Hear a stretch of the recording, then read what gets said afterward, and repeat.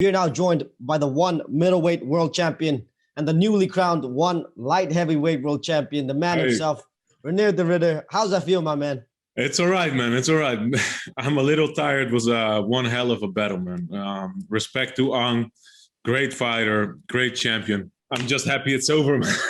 First one will go to Jay Anderson of Cage Side Press. A quick question to start. Is that the traditional post-fight snack? No, usually it's just a lot of beer, but the beer's not cold yet, so we'll start with a little bit of a snack. Fair enough, man. I want to start with the fight itself. You didn't get to finish tonight, but you did go the distance with a one-sided performance. Are you happy with how things turned out? Yes, I'm happy. It's fine this way. I would have preferred choking him out, but I got close a couple times, but this is only... It's cool to show that I can go 5 rounds. It's cool to show that that I got the cardio, the stamina, that I can take guys down every round and show my heart, my will on 6 days' notice against a much heavier guy, much improved Aung. So I'm content with what happened. Yeah. Did you really feel the weight difference in there tonight at light heavyweight? It was very strong this time, and it was a lot stronger than last time. Last time he did everything.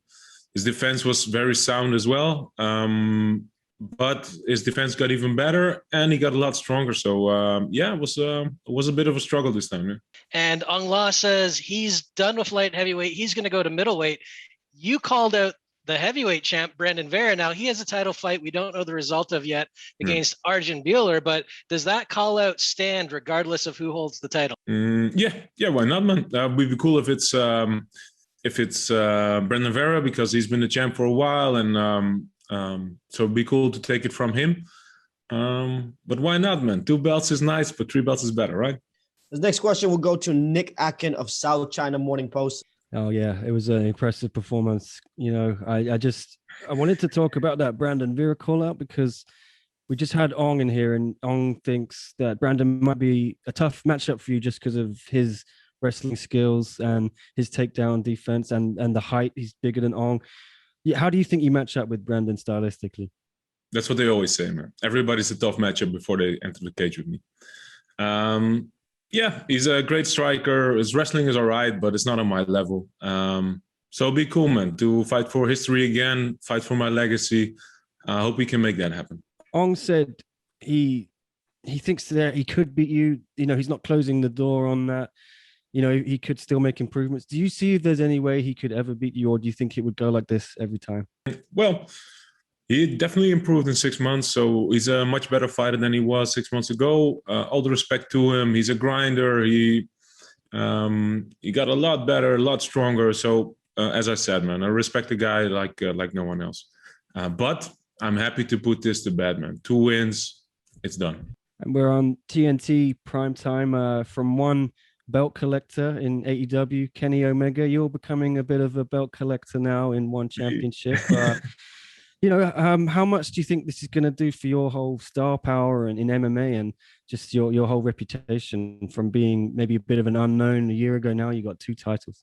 It's all right. It would be nice to grow a little bit, but that's not the goal, man. The goal in my mind is to be the best, and I've did it again. And I hope to keep on doing that. That's the most important thing. It's nice to get some star power, some fame, but it's all right. It is what it is. The next question will go to Leon Jennings of Asian Persuasion MMA. I spoke to you before. I think you said you thought you'd have more trouble getting him down to the ground. Yeah. Feeling you were more confident you could submit him quicker. It was almost kind of the opposite way around. You got him down so quickly beginning of every round. Yeah. And then he survived. Were you so kind of surprised the way the fight played out like that? Yeah, I was a little sloppy, to be honest. I got him in the darts, I got him in the side choke, I got him in the rear naked choke, and I just didn't get it all the way. But I'm happy the way it unfolded.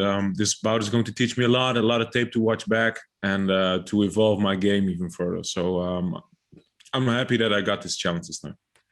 Because you were sitting on a beach with your family a week ago, did you kind of have a little bit of a sense of nothing to lose here, which may have helped you as well? I got an undefeated record to lose, man. That's the most important thing to me. This has been the goal since the start. I want to be the best. I want to beat everybody who's in front of me. So every bout is as important as the last one. Did you have the call out there, the heavyweight champion in mind beforehand, or was that something you just sort of afterwards? Yeah, I kind of planned on it. Yeah, yeah. Had it planned? And then how do you see it going? Brandon Vera versus Arjun Bhullar. I see Brandon Vera winning, but let's see what happens. You know, I'm excited to see the match. Thank you, Leon. The next question will go to Chris Mancuso of Tops Off Sports. What kind of mental preparation goes into taking a big title fight like that? I know you've defeated him before, but coming in on such short notice, was there anything different, you know, as going into a fight, you know, where you've had a full camp? What kind of extra measures did you have to take? It was very different this time. So I put in a lot of focus, a lot of work in the mental department. I do a lot of breath work with the Wim Hof method. And I do a lot of meditation as well, way I call thought selection. I always do this, but it was a little harder this time. So I didn't have enough time. I didn't have a lot of time to specifically prepare myself for this match.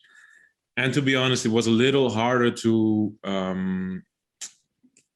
be as excited for the first time fighting, if you understand. Not to be arrogant or whatever, but I kind of did it before, so it was hard to get up again and be as motivated and as focused as the first time.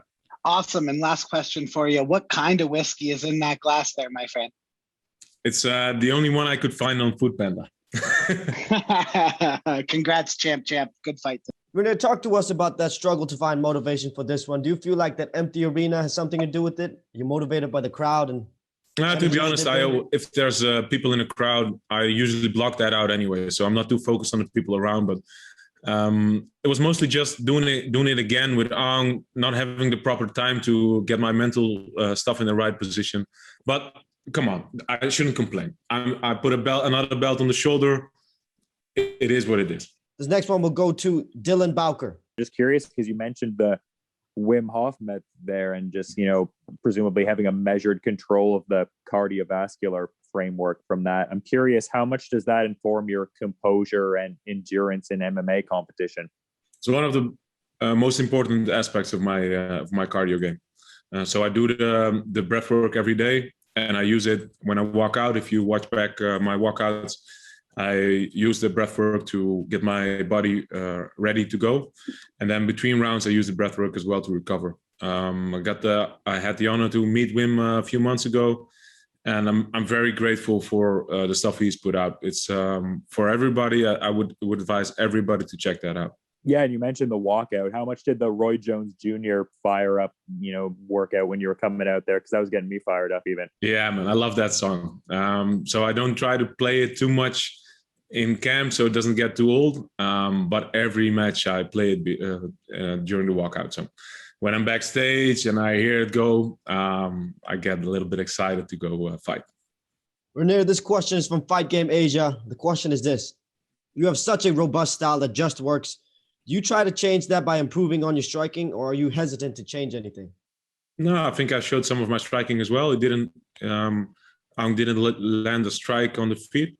I popped him a few times. I always focus on the striking, but the goal is to showcase my jiu-jitsu. That's what I'm about. That's what I represent. That's what I love. So I'm always there to show that part of my game. Reinier, this last question is from Conan Altatis of Conan Daily. Conan, please go ahead. Who are the people that you want to thank for helping you prepare for this historic victory? I've got so many people around me, man. So many people I love, so many people supporting me. I got Gegard Mousasi as one of my main training partners, who I look up to as a fighter. He's taught me so much about the stand-up game, about the wrestling. This guy is a true legend of the sport. And let's say he's a huge part of my success. The people around me, my coaches, Haroon, Hessel, Peter was here. His match didn't materialize this time, but he is one of the best fighters in the world, and he'll show it next time. My wife, my kids, I'm just happy to make him proud again. Message to Aung La N Sang, please. I've spoken to him a few times now. I forgot. I forgot one more. My coach Arun. He couldn't make it to the match. He's here in Singapore, but some stuff happened and I couldn't make it to the match. He's in the hospital here right now. A huge part of my game, my success as well. So a message to Aung. I've spoken to him a couple times now in passing. And he's a legend. He's a great fighter. I respect the hell out of him, but I never want to see him inside the cage again.